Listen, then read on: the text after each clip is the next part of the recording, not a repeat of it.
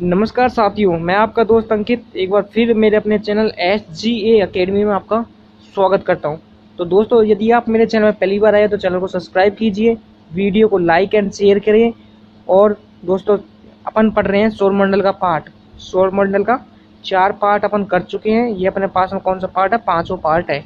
इसमें अपने पास 20 क्वेश्चन होंगे। इसी के साथ दोस्तों मैं 100 क्वेश्चन कंप्लीट कर लेंगे। अपन इसमें क्या कर लेंगे? 100 क्वेश्चनों की कंप्लीट कर देंगे। चलिए शुरुआत करते हैं अपने क्वेश्चनों का सिलसिला।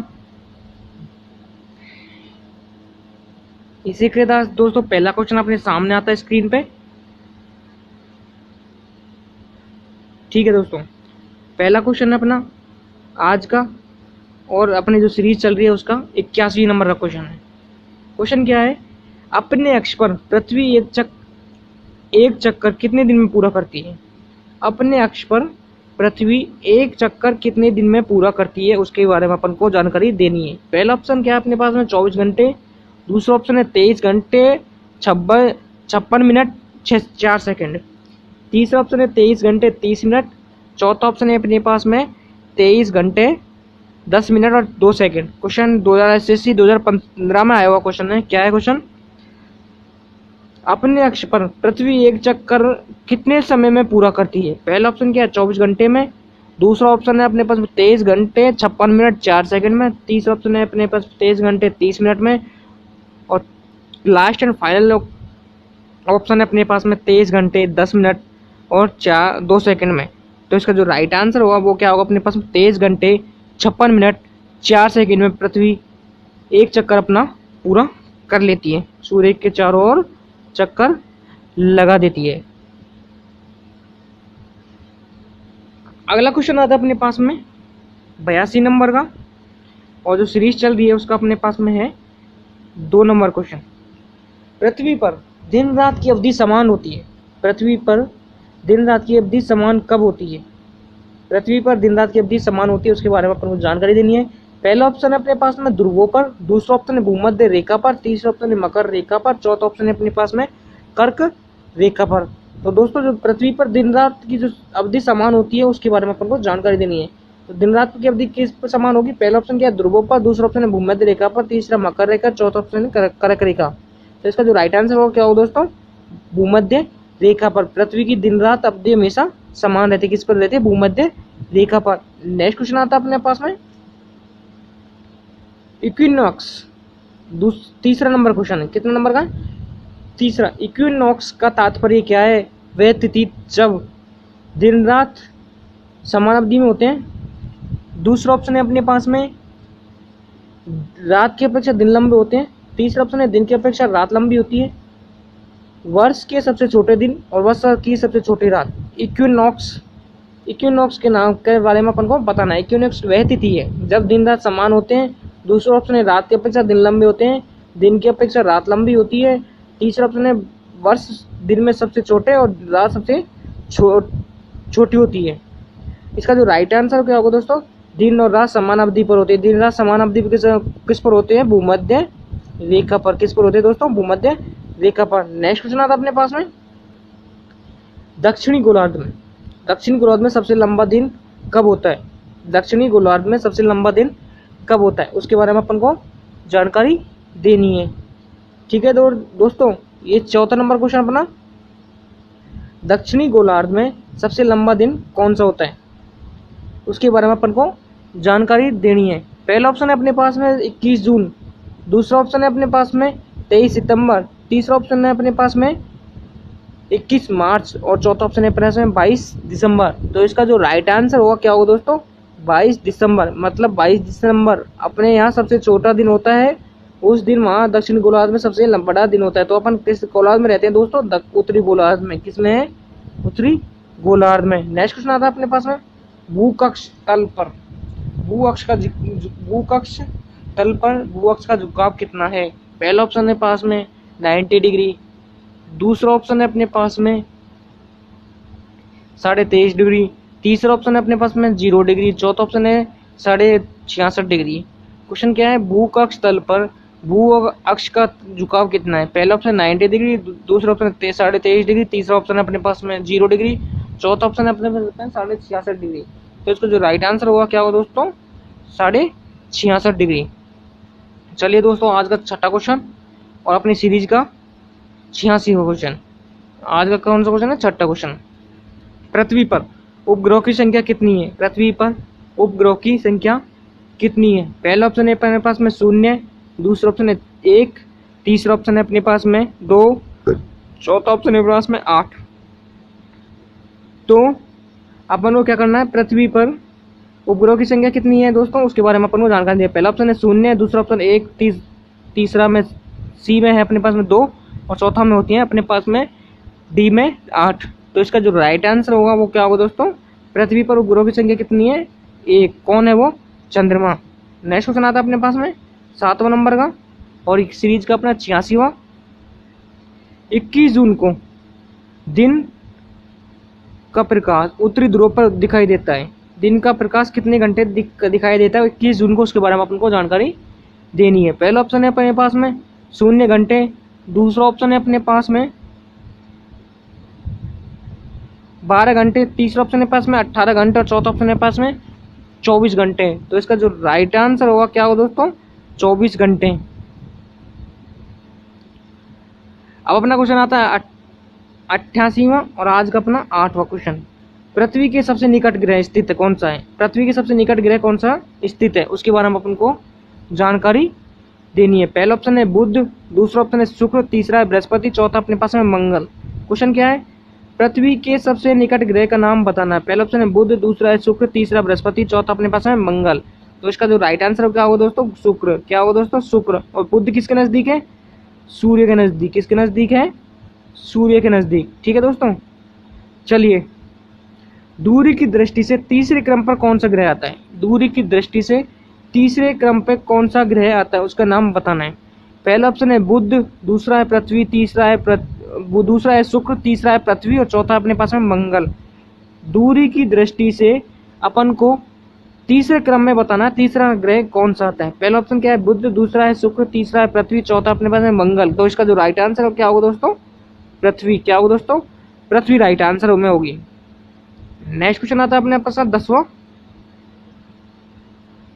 पृथ्वी अपने परिक्रमण मार्ग पर परिक्रमा करते हुए अपने अक्ष द्वारा कक्षा तल के कितनी डिग्री का कोण बनाती है? पृथ्वी अपने मार्ग पर परिक्रमा करते हुए अपने अक्ष द्वारा कक्षा तल पर कितने डिग्री का कोण बनाती है, उसका अपन को राइट आंसर देना है। पहला ऑप्शन क्या है 23.5 डिग्री का, दूसरा ऑप्शन 62.5 डिग्री का, तीसरा ऑप्शन है 90 डिग्री का, चौथा ऑप्शन है अपने पास में 0 डिग्री का। इसका जो राइट आंसर क्या होगा दोस्तों, 62.5 डिग्री का। पृथ्वी अपने परिक्रमण मार्ग पर जब परिक्रमा करती है तो अपने पास में 66.5 डिग्री का क्या बनाती है, कोण बनाती है। नेक्स्ट क्वेश्चन आता है अपने पास में 11वां नंबर का और सीरीज का 91वां क्वेश्चन। निम्न में से किन तिथियों को सूर्य की किरणें विषुवत रेखा पर सीधी पड़ती है? निम्नलिखित में से किन तिथियों को सूर्य की किरण विषुवत रेखा पर सीधी पड़ती है? पहला ऑप्शन है वर्षवार, दूसरा ऑप्शन है 21 मार्च, तीसरा 23 सितंबर, चौथा ऑप्शन है 21 मार्च और 23 सितंबर। क्वेश्चन क्या है, किन तिथियों पर सूर्य की किरणें विषुवत रेखा पर सीधी पड़ती है? पहला ऑप्शन है वर्षवार, दूसरा 21 मार्च, तीसरा 23 सितंबर, चौथा ऑप्शन के पास में 21 मार्च और 23 सितंबर। इसका राइट आंसर क्या होगा दोस्तों, 21 मार्च और 23 सितंबर। चलिए दोस्तों, आज का 12वां क्वेश्चन। निम्नलिखित में से कौन सा तारा पृथ्वी के सर्वाधिक समीप है? निम्नलिखित में से कौन सा तारा पृथ्वी के सर्वाधिक समीप है? पहला ऑप्शन क्या है दोस्तों, ध्रुव तारा, दूसरा ऑप्शन है अल्फा सेंचुरी, तीसरा ऑप्शन है अपने पास में सूर्या, चौथा ऑप्शन है लुब्धक। IS 1997 में आया हुआ क्वेश्चन है। क्वेश्चन क्या है अपने पास, क्वेश्चन है अपना कौन सा तारा जो पृथ्वी के सर्वाधिक समीप है? पहला ऑप्शन क्या है ध्रुव तारा, दूसरा अल्फा सेंचुरी, तीसरा सूर्य, चौथा है लुब्धक। तो इसका जो राइट आंसर होगा क्या होगा दोस्तों, सूर्य। क्या होगा दोस्तों, सूर्य। चलिए शुरुआत करते हैं अपने 13वें क्वेश्चन की। यह किसने सर्वप्रथम प्रतिपादित किया? सूर्य हमारे सौरमंडल का केंद्र है और पृथ्वी उसकी परिक्रमा करती है। यह किसने बताया? तो उसके अपन को नाम बताना है। पहला ऑप्शन है न्यूटन ने, दूसरा है गैलीलियो ने, तीसरा है पाणिनि ने, चौथा अपने पास में कोपरनिकस ने। क्वेश्चन क्या है, यह सर्वप्रथम किसने बताया?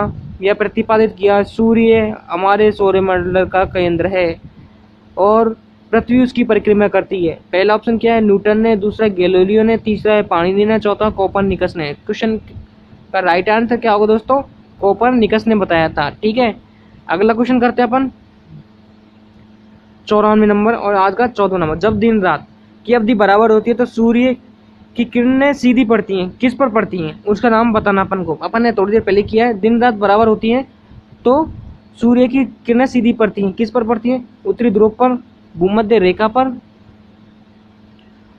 दूसरा ऑप्शन है दक्षिणी ध्रुव पर, चौथा ऑप्शन है कर्क रेखा पर। क्वेश्चन क्या है, जब दिन रात बराबर होते हैं, दिन रात की अवधि बराबर होती है तो सूर्य की किरणें सीधी किस पर पड़ती हैं, उत्तरी ध्रुव पर, भूमध्य रेखा पर, दक्षिणी ध्रुव पर, कर्क रेखा पर। क्वेश्चन का राइट आंसर क्या होगा दोस्तों, भूमध्य रेखा पर। भूमध्य रेखा पर सीधी क्या पड़ती है, सीधी पड़ती है, किरण सीधी पड़ती हैं। चलिए आज का 15 नंबर क्वेश्चन शुरुआत करते हैं। ठीक है दोस्तों, 15 नंबर क्वेश्चन क्या है, यदि पृथ्वी अंतरिक्ष के बीच वायुमंडल को हटा दिया जाए, पृथ्वी और अंतरिक्ष के बीच वायुमंडल को हटा हुआ माना जाए तो आसमान का रंग कैसा होगा। पृथ्वी और अंतरिक्ष के बीच में जो वायुमंडल है उसको हटा दिया जाए तो आसमान का रंग कैसा होगा। पहला ऑप्शन है नीला, दूसरा ऑप्शन है लाल, तीसरा है सफेद और चौथा अपने में काला। क्वेश्चन क्या है, पृथ्वी और अंतरिक्ष के बीच में किसको हटाना है, वायुमंडल को हटाया माना जाए तो अपन को आसमान का रंग कैसा दिखाई देगा उसके बारे में अपन को बताना है। पहला ऑप्शन क्या है नीला, दूसरा ऑप्शन है लाल, तीसरा है सफेद और चौथा है काला। तो इसका राइट आंसर क्या होगा दोस्तों, काला। क्या होगा दोस्तों, काला होगा। चलिए बात करते हैं अपने अगले क्वेश्चन की, 16 नंबर क्वेश्चन और है 96 नंबर का सीरीज नंबर। पृथ्वी की परिधि है, पृथ्वी की परिधि है।